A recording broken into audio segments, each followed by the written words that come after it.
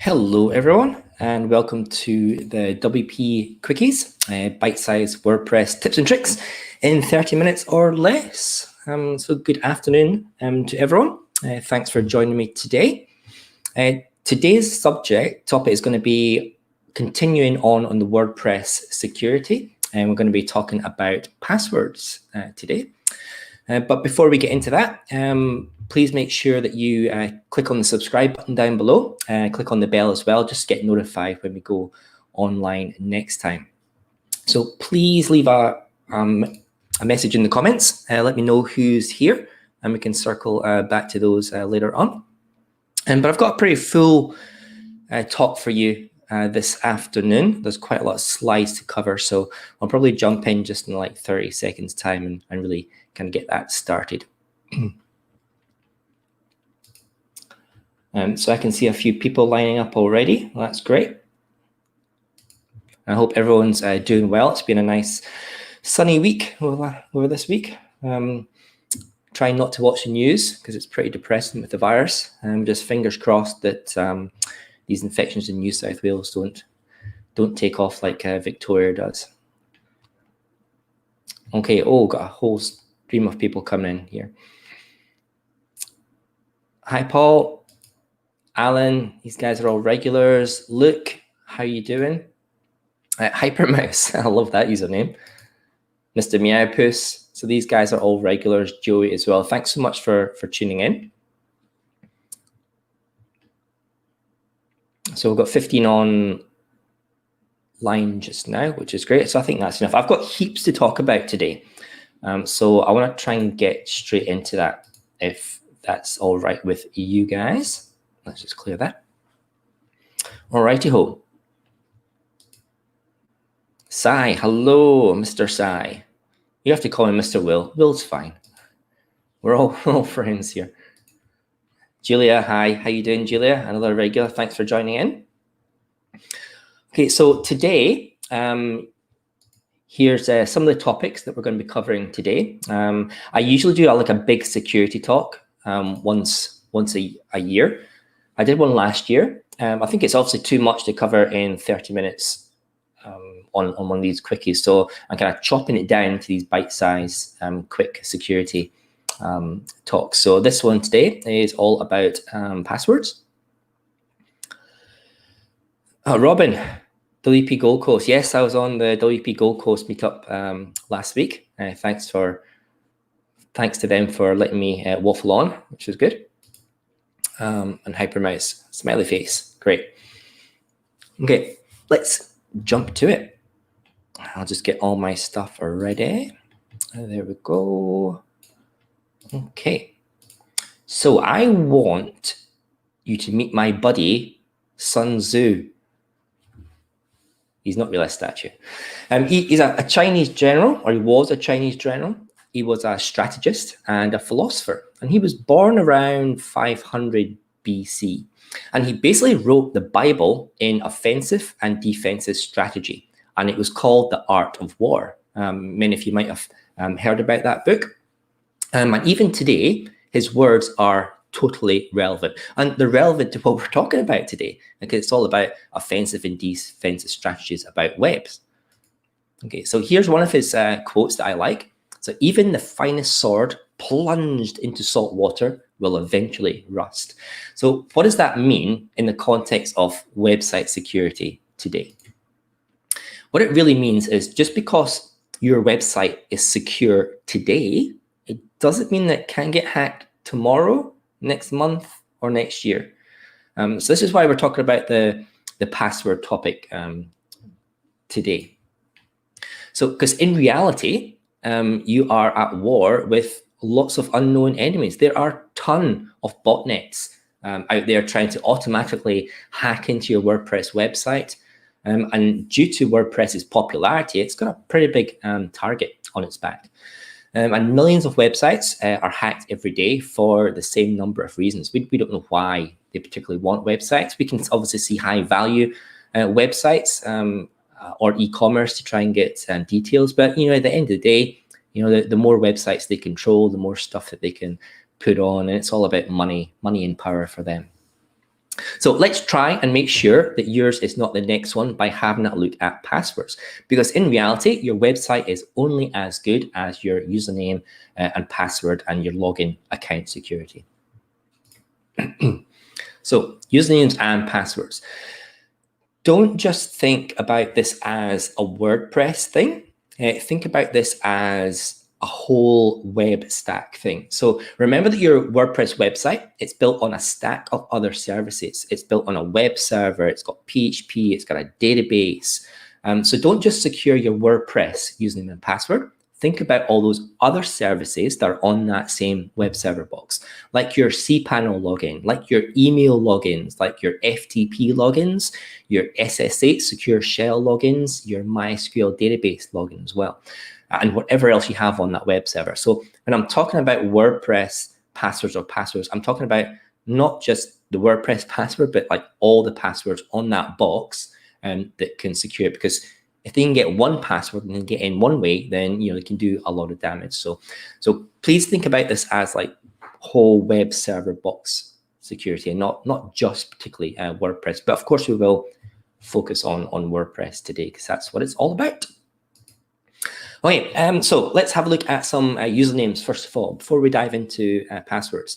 Now, probably you guys, I'm probably preaching to the converted, but there are certain usernames to try and avoid. And this really is trying to mitigate this brute force attack where people are guessing well-known usernames. And if they get the username right, then they only really have to deal with guessing the password.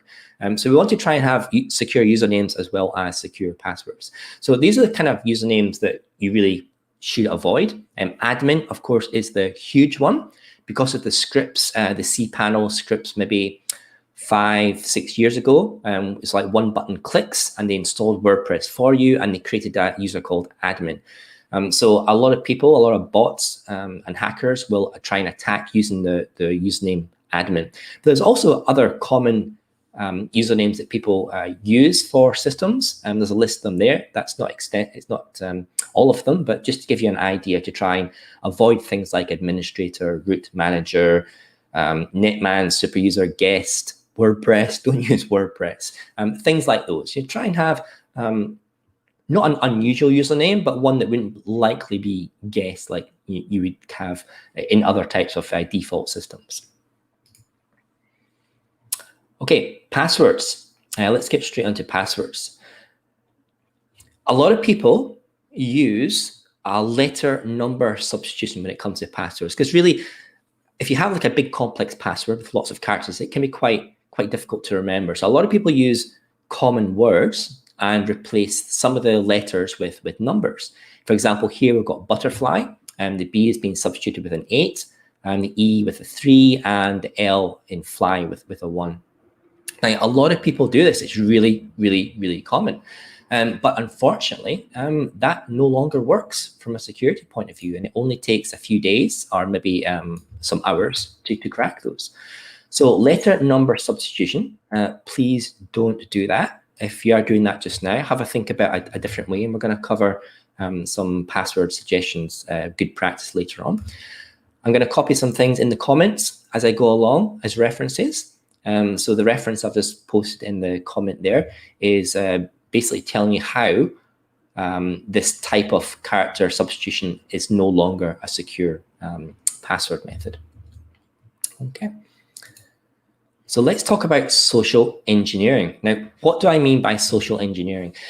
I'm talking about the use of deception to manipulate individuals into divulging, giving away confidential or personal information, so that the hackers and the fraudsters can use that. So for example, if anyone calls you, so not you calling them, if anyone calls you and asks for your mother's maiden name, your date of birth, current address, a number that's been texted to you for proof of identification, then that's a big red flag there.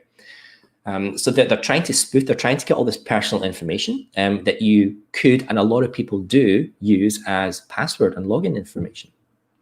So for example here, please avoid or try to avoid using your own name and some memorable dates like your date of birth, your wedding date, the birth of your children, the dates of your children. So for example, there we've got Bob 1976. That could be somebody's name with date of birth. 2005 Cindy. That could be like the birth of a daughter, a sibling, or something like that.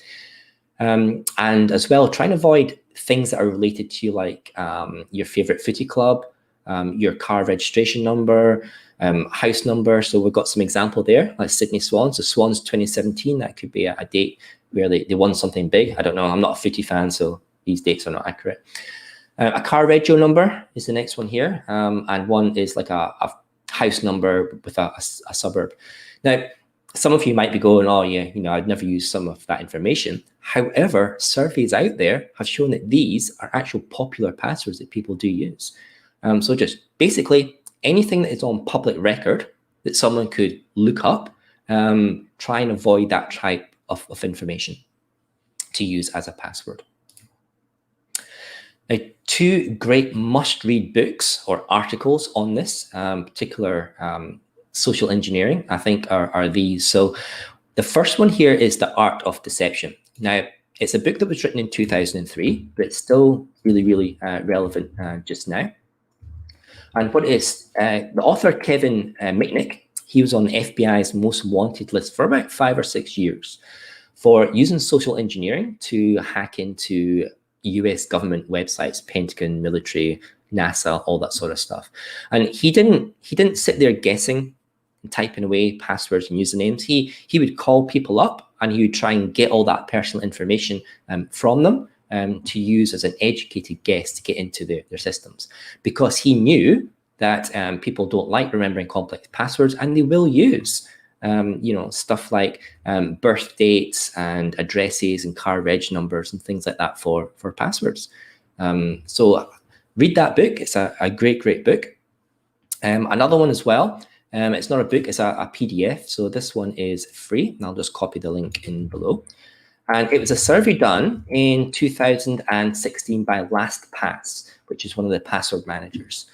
And it basically, it's an interesting read. It's a lot of statistics, and the emphasis of it is basically our brains are wired to make things easy for us to remember, and the way that we do that makes it easy for people to get that information out of us, because we're social people. We like to share things.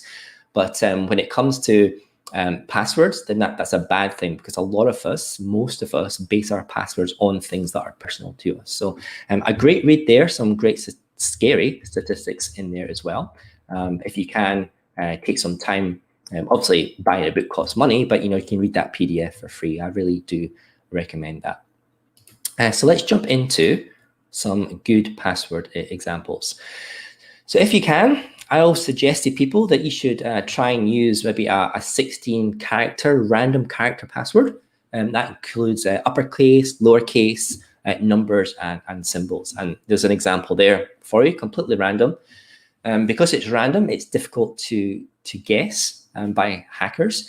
It is also difficult to remember as well, but we'll cover some password managers later on. Or you could use 4 random common words stringed together. Now, this has been shown to be really quite secure. So for example, here we've got 4 words: correct, horse, battery, and staple. I put them all together, and that does create a rather secure password. But why? Is that some people are not convinced about that? Well, there was a comic strip done, and here it is here, from the xkdc.com website, and it's a while ago, but it basically demonstrates how using these 4 random common words stringed together increases the difficulty of guessing the password. It's called password entropy, compared with character number substitutions based on like a gibberish word. So for the skeptics out there, if you're not sure about that approach, there is a Stack Exchange question and answer about that. And if you don't know what I talk about entropy, here's a video for you, all the stuff in the comments below.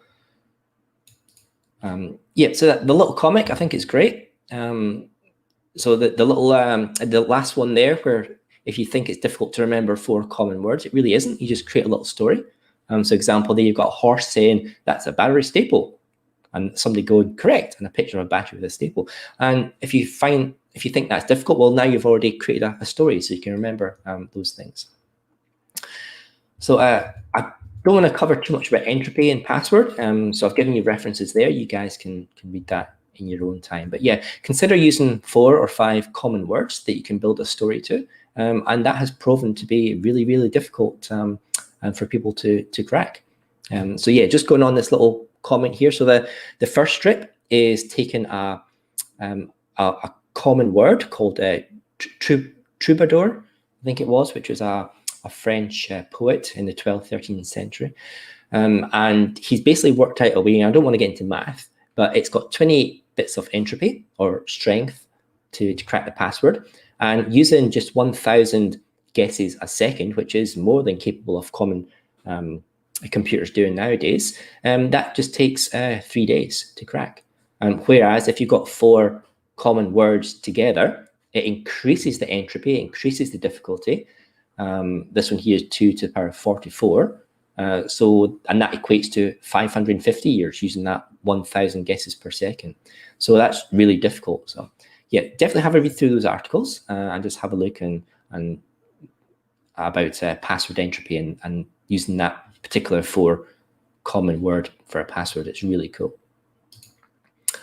Okay, now, because we're talking about complex passwords, if you want to use the characters and digits, that's really, really difficult to remember. So a lot of people, myself included, use a password manager. Now, there's really 2 good ones on the market, 2 top ones on the market. Yes, there's lots and lots around, but the 2 common ones are LastPass and 1Password. Now, LastPass has been around for a little bit longer than 1Password.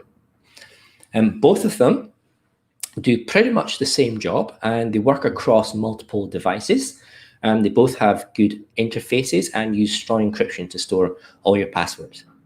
LastPass has been hacked a few times, but to anyone's knowledge, nobody has ever managed to decrypt the password store and get any information out, which is a good sign. Now, for me, personally, I think LastPass is a clear winner. Because it uses multi-factor authentication. And we'll deal with 2-factor authentication in a second. Whereas 1Password just uses a secret key. Now, I like the ability to use 2-factor authentication. And I think that gives LastPass like a leading edge for that particular thing. But if you are wondering about the differences, there is a great article here. And that does a comparison between LastPass and 1Password, between lots of things like user interface, across devices, browser compatibility, cost, ease of use, all that sort of stuff. And so you can draw your own conclusions with those. All right. 2-factor authentication. Now, if you don't know what that means, basically it's taking your existing username and password login, which everyone uses, and it adds a 3rd a second. I guess you could use the password as 1, and then a second authentication factor, which is a random numbers or digits that's generated from a device. The whole idea is that you have the device on you and the hackers don't. So even although somebody can guess your username and password, either from social engineering or from brute force, then they still can't get into your account because they don't have the physical device that generates this code. Now, a popular one, and one that I use, is the Google Authenticator plugin. I'll copy the link in down below. Now, I use this one, and it's the one shown in the graphic here on client websites that don't run WordFence. Now, I love WordFence as a WordPress firewall. And as of version 7, I think it was 7 point something, and they actually have built-in 2-factor authentication as well, which can use your Google Authenticator. So I use WordFence where WordPress is installed, or I install the plugin to get that 2FA from there. So here we can see on the right-hand side is your Google Authenticator. So that's the one that's on your phone. I won't show you mine just now because it has all my secure digits on it. And then we have the WordPress login on the right-hand side with your traditional username, your password, but then that additional code at the bottom. Now, when you install this, you can enable 2FA for everyone or just on an individual account basis. So you could let normal editors log in just with username and password, and then you could force administrators and shop users to log in using a 2FA, using the device generator from there. So I definitely suggest everyone use 2FA because it's so easy to use and it really does secure your website. Move on. Okay, WordPress. How does WordPress store passwords? Well, first of all, passwords are not stored as plain text or encrypted at all in the database. So WordPress does not store passwords in the database. What it does store is something called an MD5 hash. So it takes your password, it encrypts it into a hash, and it stores this hash in the database. And then next time you log in with your username and password, it takes the password you've typed in, it uses the same process to create this hash, and it compares your hash password that you've typed in with what's stored in the database. So passwords are not stored in the database. It's a hash for that. The way it stores it, you've got this little bit in the front, which is called a password type. So those first 4 characters, that basically tells WordPress that it's using something called an MD5 hash. So then it knows which process to use when you're typing in your password to compare it with what's in the database.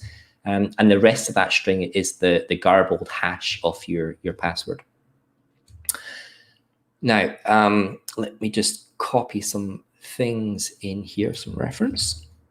So if you're not too sure what a hash is, you can have a look at that Wikipedia entry, and I'll just explain the difference between encryption and hashes. And guys, I'll circle back through the questions after we're finished here.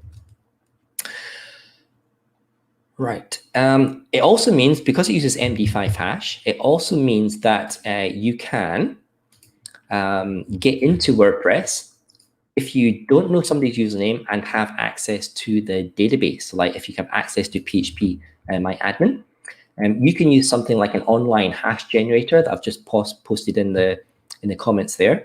Type in a password, it'll give you a hash. You copy that into the database table for that user, replacing what's stored there already, and then you can just log in as them. So that's another kind of trick if you sometimes get locked out and the password recovery system isn't working, and you have access to the backend PHP My Admin or database. Okay. Now, MD5, you can look that up, guys, on Wikipedia. I'm not going to go into the technical details too much, but there has been a bit of talk about, is MD5 insecure? Now, I'm not going to go into technical stuff, and I will copy these references down that you can look up yourself. I'll just copy them in the comments. There we go. Essentially, MD5 was designed a long time ago, and it was made for high volume speed. So when somebody's typing in their password, it quickly creates that hash. So it's not been designed for security. It was designed for speed.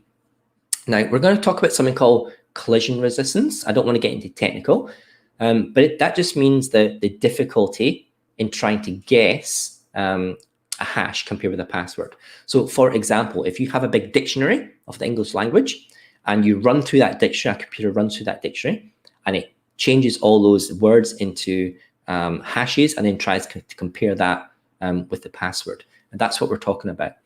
Now, because modern computing has increased billionfold from when MD5 was designed, computers and GPUs can run through words, hash them, and compare them bloody quickly. To such an extent that MD5 isn't really secure now, because computers can guess. It can generate things so much time and compare that it's not particularly a secure method now.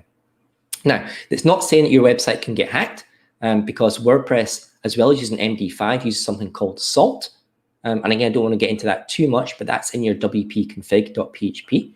So it uses this MD5 to hash your password, and also uses a salt as well to kind of change that hash a little bit for there. And yeah, so it just tries to make sure that MD5 is a little bit more secure. But in general, MD5 is not made for security, and the stronger and the faster computers get, then the easier it's going to be to try and guess these MD5 hashes and as a brute force choice. So what can you do? Well, you can do this. You can replace the way that WordPress encrypts passwords or hashes passwords with something called bcrypt. And bcrypt is a modern PHP library, because WordPress is built on PHP. So it's a more modern library, and it actually has something built into it that takes into account the increase in power and speed of computers. So essentially, you can slow down the timing that PHP takes to encrypt your hashes, to hash your password. And what that means is, as computing power increases, you can tell that library to slow down when it encrypts. So therefore, you're kind of negating the speed of the computing by slowing the hash process down. So again, I don't want to go into the stuff too much. You can have a read up on bcrypt yourself. There is a plugin. I'll copy the URL into the comments here. Cut and paste. There we go. And it's being developed by the guys at roots.io. Roots.io, that's a framework for developing WordPress themes and plugins. So they have created a plugin that basically replaces the MD5 with something called this bcrypt library. So you can definitely have a test of that, and definitely put it on a test on a local server, because there's a couple of caveats. It needs to be, your PHP version needs to be over 5.5, and hopefully all of your guys' website should be. But the big note to take here is that if you install this plugin, it converts all your users' passwords to the bcrypt hash, and there's no way to go back. So if you install this on a production machine, and for whatever reason you don't like it and you want to go back to MD5, then you have to reset everyone's password, get everyone to reset their password, because it's not, you can't convert back into MD5. It isn't backward compatible. So just bear that in mind, guys, if you want to test that out. Probably test it on a staging site or a local site to try that one out. Okay, how am I doing for time? 2 minutes. Cool. So that's all I wanted to cover today. Just basically zooming in on passwords, giving you guys some ideas to how to secure your passwords, have complex passwords. We've covered password managers as well, and a different way to encrypt or to hash passwords in WordPress. And we've talked about social engineering as well, people trying to look at you, to get information about you, to try and guess their passwords in a more logical way. Yeah. So guys, keep your login secure and try not to let people guess your passwords. Next week, I'm doing a redirecting old content. So 404.3.1 redirects, we'll cover some of those and how to do that properly. And again, guys, if you've got any suggestions for lunchtime quickies, there's a QR code there, a link, and there's also a link in the description of YouTube down below this video. So yeah, please hit me up with some suggestions, and I'll get some more scheduled for the following weeks and months. Okay, let's circle around to some questions. Okay, right up at the top. Bob says his new password is based on me. That's probably not a good idea. Thanks anyway, Bob. Okay, any questions, guys? Just post them down in the comments. Person, woman, ma'am, camera, TV. Is it difficult to crack? Yes, because you've got uppercase, and because of the size of the password. If you do have a look at some of those links, you're increasing the password entropy, which is the difficulty that it takes to try and crack those. So yes, that is difficult to crack, but not now, because you've just shown it to everyone. I've just shown it to everyone. So Choose another one. Bob. Person, Trump, idiot. I have no idea what that means. It's probably a spam comment. Let's kick that person out. There we go. Block that one. Right. Let's see. Let's get a proper one. Okay. Maurice. LastPass has a 2FA Google Authenticator app that is more secure than Google Authenticator. And if you change phones, the 2FAs all come back. Yep. So LastPass has a 2FA Authenticator app. And it also allows you to choose different ones as well. So yeah, there's lots of options with LastPass. I really do like it. It gives you a lot of flexibility as regards to devices and what sort of different devices you can use with your 2FA for generating that little bit of code. So yeah, thumbs up for LastPass. I agree. Okay, guys, if there's no more questions there, please drop some questions. I can see some that's not come through. There's one from Robin. Let's just wait until it comes through. It takes a few seconds for it to synchronize with YouTube and into the StreamYard system that I'm using. So Robin has said, is Dashlane okay for passwords, or should I change to LastPass? I think Dashlane is probably good. All these password managers, they do roughly the same thing. It's just if you're wanting to add an extra level of security, I think LastPass goes that one extra step, allowing you to do that two-factor authentication, which is the best solution so far. I think people have. Sai just using Authy because it allows you to export all your 2FA codes.